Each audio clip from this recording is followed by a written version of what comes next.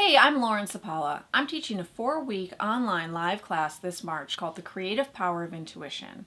And I'm doing a 3-part video series to answer all of the questions I've been getting about the course before it launches. If you are tuning in now just for the first time, you might want to check out video 1 and 2 in this series. Video 1 is Are You an INFJ or INFP Suppressing Your Intuition? And video 2 is one simple way to strengthen your intuition for INFJs and INFPs. I want to say also a huge thank you to everyone who has seen video 1 and video 2 and emailed me or left comments on YouTube, messaged me on Facebook, given me some feedback. I'm getting an overwhelming response about this course, which I really did not expect. It's actually totally surprising. I was a little hesitant to even teach this course in the first place because it is all about intuition, and the thing that I'm known for is writing. That's sort of my jam. I teach writing. I teach intuitive writing, but it is mainly focused on writing. So to do this course that's all about intuition, and it's for writers or non-writers or artists or non-artists, if you consider yourself creative or non-creative, it's for INFJ and INFP and ENFP and ENFJ people. It's for intuitive people who want to learn more about intuition. So I was really kind of taking a chance with this, but I've gotten an overwhelming response from people who are saying, yes, I'm in, where can I sign up? I'm so looking forward to March. And I'm really looking forward to it now too. I think we're going to have a great group of people. I do think we're going to have a big group of people, which will be exciting on its own, but I think it's going to be a great group. So thank you to everyone for all of the comments and the overwhelming response, because it's surprising to me, but it's actually confirming something I sort of suspected, that there's a real need for this material to be taught. So if you are tuning in just now, you might want to go back and watch video 1 in the series, which is Are You an INFJ or an INFP Who's Suppressing Your Intuition? Video 2 is one simple way to strengthen your intuition for INFJs and INFPs. And in video 2, I talked about the third video that I'm doing today, which is all about intuition and creativity. So before I dive a little bit more into intuition and creativity, I just want to say that I have seen so many people, INFJs and INFPs, and if you're not into the personality type thing, just intuitive people who really have a life transformation once they start to recognize, tap back in, and reconnect with their intuition and start using it in their everyday lives. I have coached INFJ and INFP writers and non-writers actually for the past 7 years. And I've worked with nearly all of them on reconnecting with this intuition, finding that voice from their heart that really gives them their own personal truth, and teaching them how to move forward with it. I have seen people go from high anxiety, confusion, feeling unfulfilled in life, feeling creatively stifled or creatively blocked, to happy and extremely excited about life, ready to move forward into the future, feeling like they are brimming over with creative ideas. So there really can be a life transformation that takes place once you start learning how to use your own natural intuition and how to work with it. So the big question is, and this is the big question I've been getting throughout the video series, people really want to know about intuition and creativity. Now, part of this is because a lot of the people in my audience are writers, but actually a lot of the people in my audience are also not writers. There are people who are just artists of one sort or of another, or there are people who just consider themselves creative overall, but they can't seem to find an outlet for it. They haven't found a way to manifest that creativity into something they really feel satisfied about and something they really, really love. They know they're intuitive and they know that this could play a big part in their creativity, but they don't know how to harness it. So that's what I want to talk about today, the link between intuition and creativity. So the thing is, intuition and creativity are directly linked. The more you are disconnected from your intuition, the more you suppress your intuition, the more likely you will be unfulfilled in your creative life. You might get ideas, but they never really go anywhere. Or you don't even really get ideas. You get ideas once every, in a blue moon, and it doesn't seem like you can put them down on paper or share them with anyone else.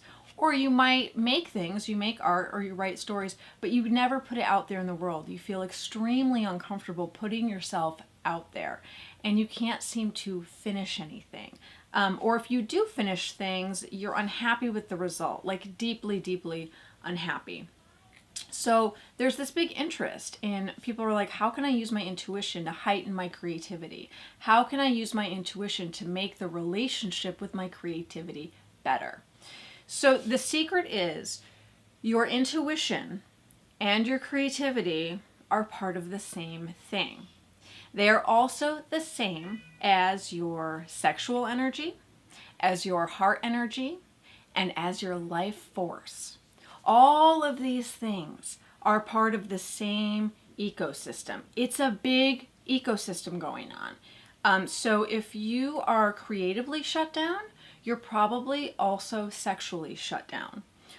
Or if you are feeling like you just don't have that much energy, you're not sure why, you're tired all the time, you can't seem to get excited about life, maybe you have some low-grade depression going on, maybe you're crippled by anxiety, you're also going to see that show up in your creative life, in your sexuality, and in your intuitive life. And also, I want to add in here, this is a weird one, but it's true, in your money life. That is also tied in with all this stuff. So your sexuality, your beliefs about money and abundance, your creativity, your intuition, it's all part of the same center. And it's your heart center in your body and your sacral chakra. The two are linked. There's a direct link between the two. What happens in one affects the other. So you can see if you had some trauma in childhood, if some abuse went on, or maybe your parents really imprinted you with some toxic belief systems that were sort of filled with fear or seemed very foreboding, about money or sex or spirituality or creativity, any of that kind of stuff, it can sort of gunk up the works for everything. So a lot of the time when someone says they have a creative block, they actually have a money block, or they have a sexual block, or they have an intuitive block, or they have a heart center block. But the block is somewhere else and it's affecting the whole system. So once you start unblocking one area, there's this ripple effect that happens and all the other areas start to change too.